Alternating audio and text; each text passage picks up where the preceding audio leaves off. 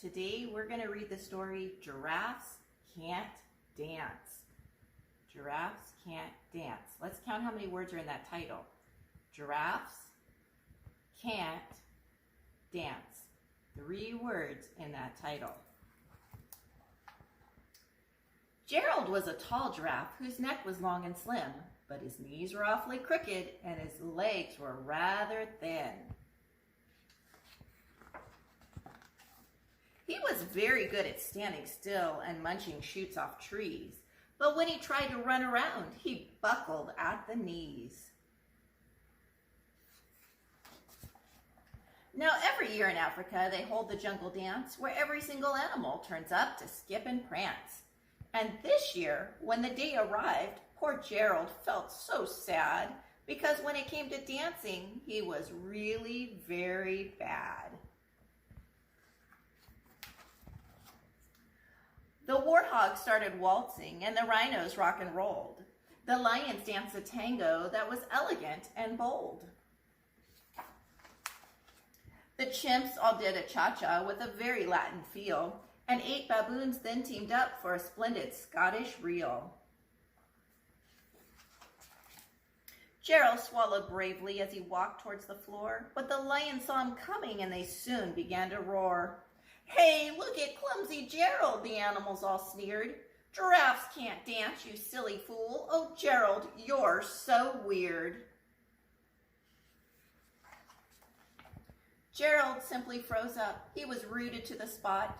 "They're right," he thought. "I'm useless. Oh, I feel like such a clot." So if we look at Gerald's face right now, how do you think Gerald might be feeling?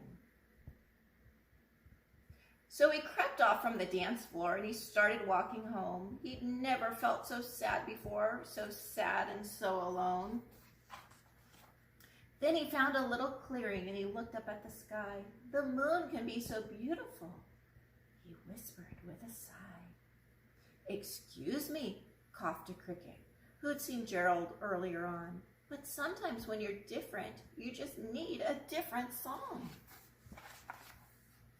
Listen to the swaying grass and listen to the trees. To me, the sweetest music is those branches in the breeze. So imagine that the lovely moon is playing just for you.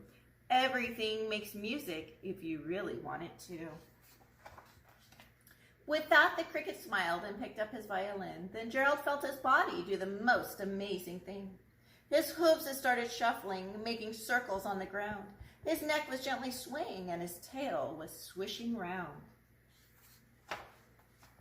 He threw his legs out sideways and he swung them everywhere. Then he did a backward somersault and he leapt up in the air.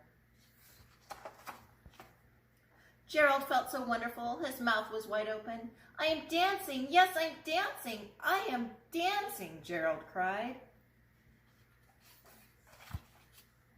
Then one by one, each animal who'd been there at the dance arrived while Gerald boogied on and watched him quite entranced. They shouted, "It's a miracle! We must be in a dream. Gerald's the best dancer that we've ever seen."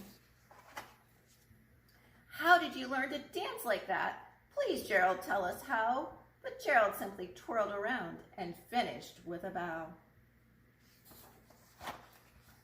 Then he raised his head and looked up at the moon and stars above. "We can all dance," he said, "when we find the music that we love." Now, how do you think Gerald's feeling at the end of the story?